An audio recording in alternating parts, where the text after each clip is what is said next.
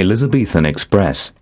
After the horrors and deprivations of the Second World War, the luxurious new Elizabethan non-stop service from King's Cross to Edinburgh brought new life and excitement to the railways.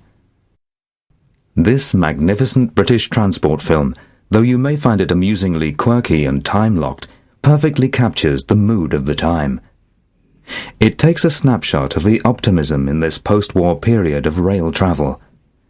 Its wonderful incidental details also stand as a tribute to every single worker who made this famous express service possible. Sadly, they also capture the beginning of the end of the last great age of the steam train.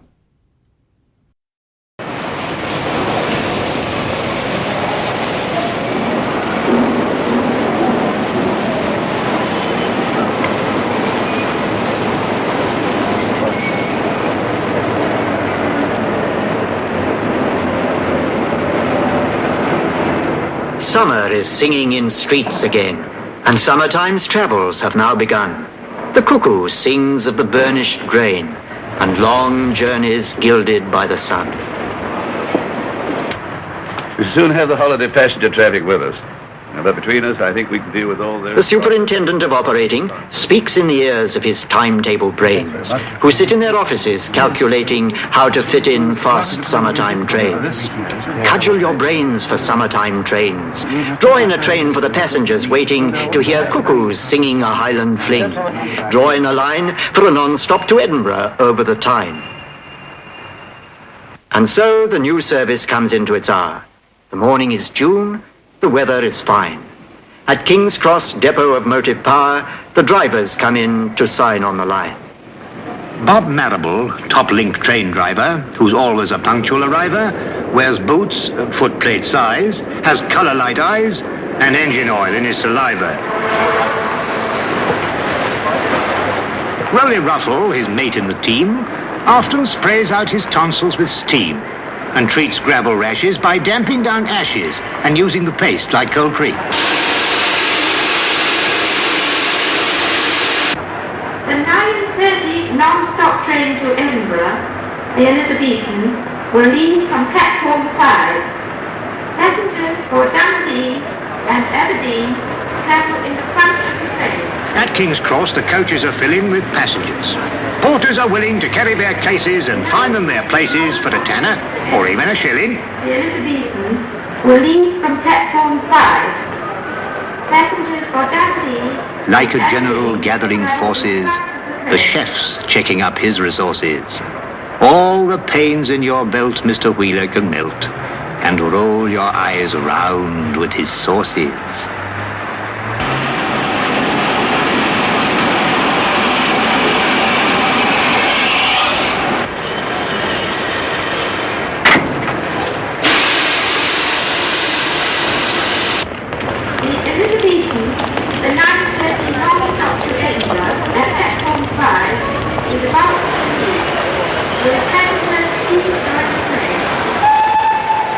Though the guard may look calm and laconic, his obsession with time is quite chronic. But a punctual start binds the train to his heart. The relationship's purely platonic. At platform 5, the Elizabethan, a special express of the holiday season, summons its strength. And the time to depart marks an ending for some, but for many, a start.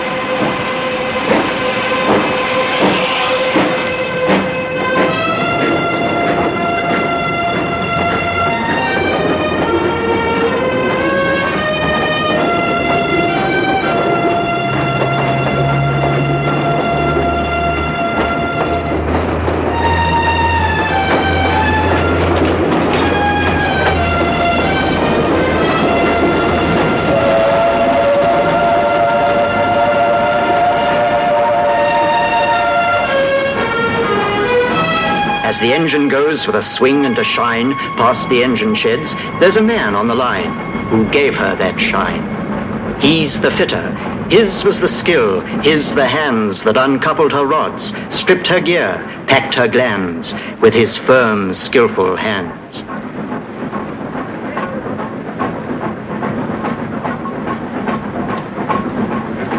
And the boy was one of that servicing crew who gave care and craft to each thread on each screw and made it fit true.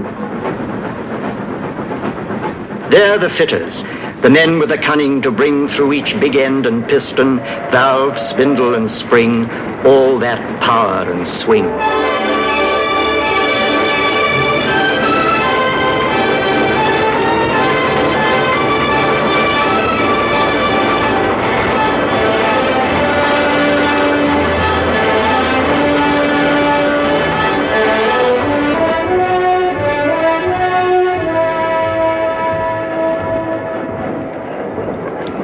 The buffet's archdeacon of elegance serves coffee with impartial sentiments, cigars for the swells, bath buns for blonde belles, and fags for the lads in the regiments.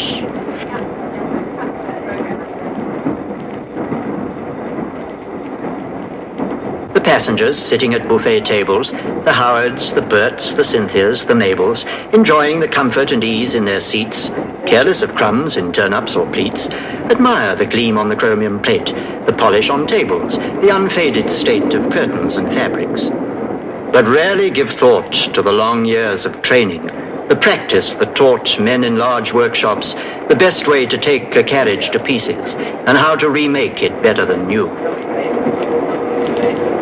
The seats that are sat on had to be made to welcome all shapes.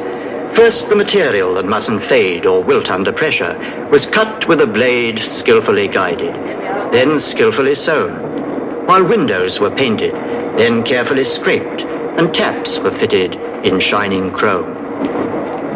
Then the seats were upholstered, material bolstered. And while a man was writing a sign, and others were putting that last mirror shine on metal and paint, the seat was finished. And those who ride in its regal embrace can truthfully claim to sit in the pride and work of a king.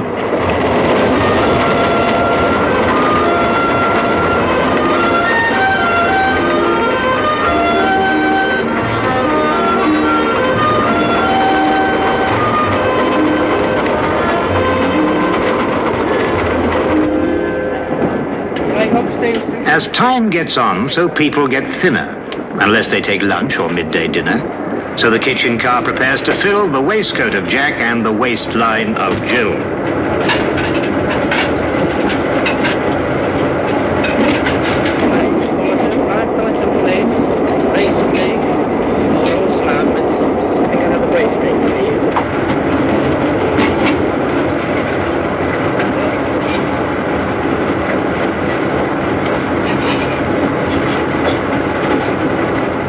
Watch them consistently filling the gaps in their faces with food without filling their laps. They wouldn't be eating as smooth in most cars, or ocean steamers, or even some bars. As undisturbed as Robinson Crusoe by the train's motion, they swallow their meats. What in the railways allows them to do so? One of the factors enabling these feats of filling stomachs without filling laps is the state of the track, which depends on these chaps of the maintenance gangs. The chaps who see that the rails are tight in their several chairs,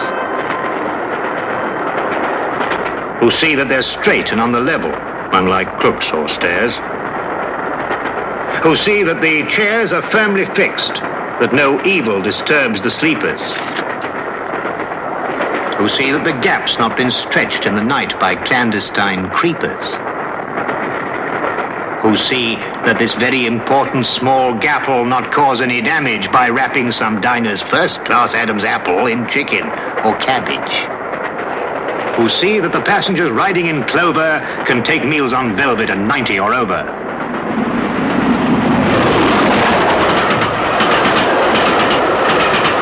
While the side-slipping countryside changes to town, meadow, sweet, speedwell, charter and gown, dreamlike in boxes, unseen, watchful eyes, path-setting panel, tell us no lies. Watch the trains passing, guide her with care, junction and crossing, points in a pair. With a turn of the wrist, the click of a switch, track circuit magic, vault of the witch. Out of York City and on to the north, past Durham, Newcastle, over Tweed to the Forth.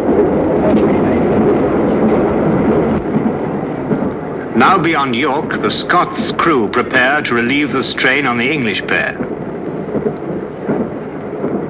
No driver of trains is more proud of his Scottish descent than MacLeod. He insists every engine has pipes to each piston and buttons in its box for MacLeod.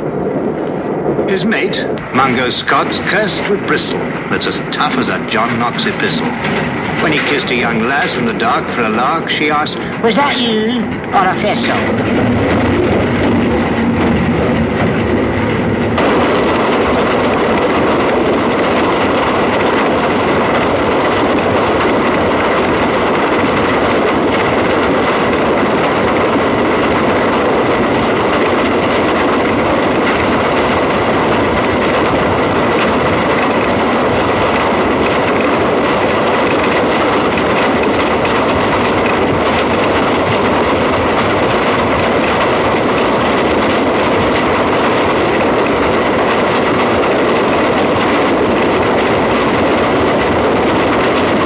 Sir Nigel Gresley designed his A4 with the speed of a greyhound, the strength of a boar. But when he put fire in her stomach, he taught her to burn with a furious thirst for water. So when she approaches a water trough, watch Fireman Mungo doing his stuff.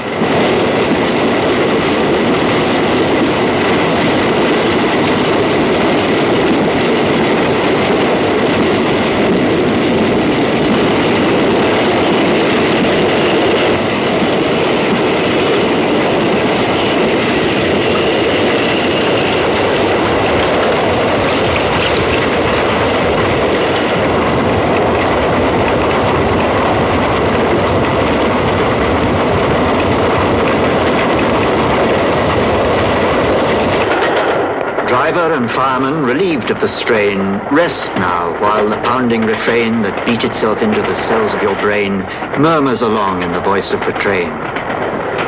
God, keep your watch on this world of corridors, coaches, while passengers curled in safeguarded rest are rapidly swirled past the vision of Durham, swiftly unfurled.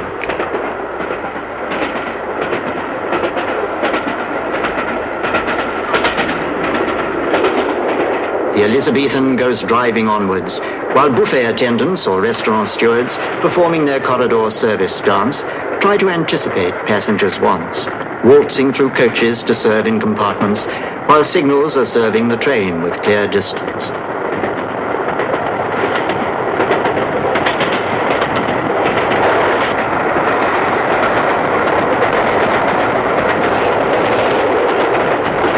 Sometimes breaking this smooth onward flow, though the home signal's clear, the distance says slow. The regulator slams shut, and MacLeod clamps on the brakes. The loud hiss of steam as the train seems to slow to the pace of a cloud breaks the afternoon task and disperses the dream.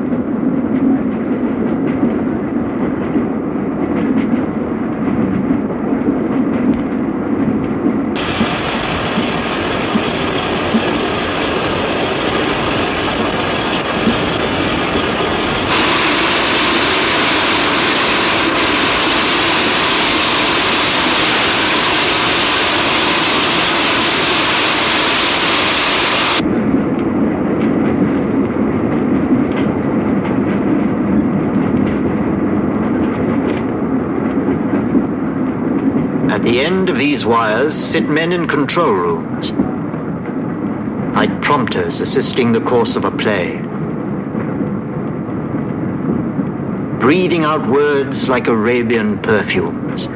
Too bad there's no record of just what they say. They watch every train that moves in their region of thousands of miles of railway distance and try to forestall any slightest suspicion of slack that might make its unholy appearance. But while every passenger knows the importance of his own special train arriving on time, the men in control rooms must weigh in the balance the claims of 1,109. But the Elizabethan's a particular, special, never more smiled upon non-stop train. Nothing must stop her. The order's official, and lateness could cause operational pain. And at last, the ultimate cause of the slack over the hills far away up the line is cleared. And the train picks up speed on the track through Newcastle City and over the Tyne.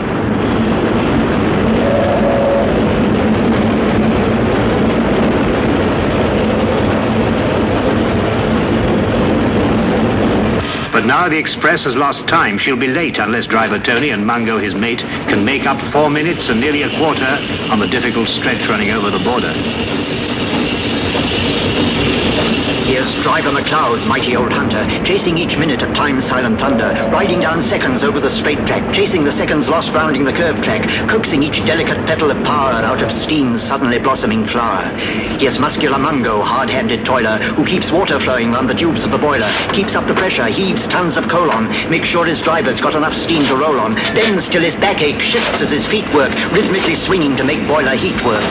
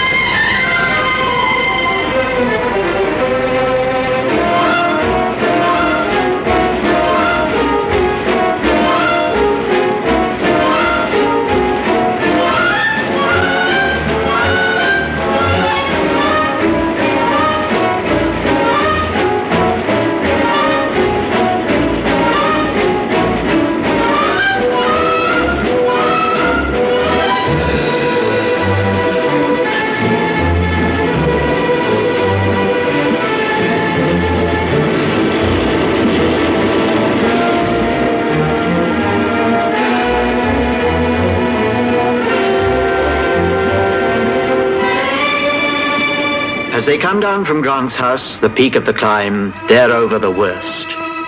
And she's running on time.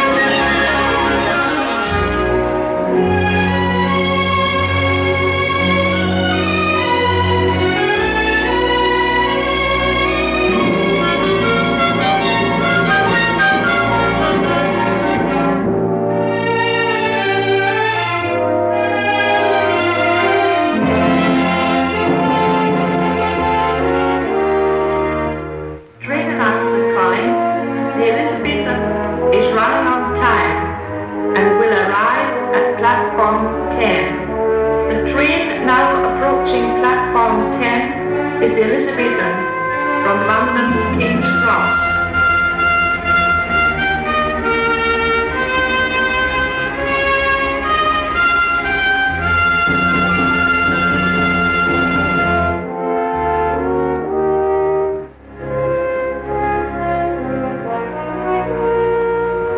Mr. Arnott of Waverley Station has a very high sense of occasion. If a train's a non-stopper, his topper is proper. His Homburg's for trains of low station. The Elizabethan that's now arriving at platform 10 in Waverley Station left London at 9:30 sharp this morning with mothers, with sons in high expectation, with fathers, with daughters, of pounding the path non-stop from King's Cross in 6 hours and a half.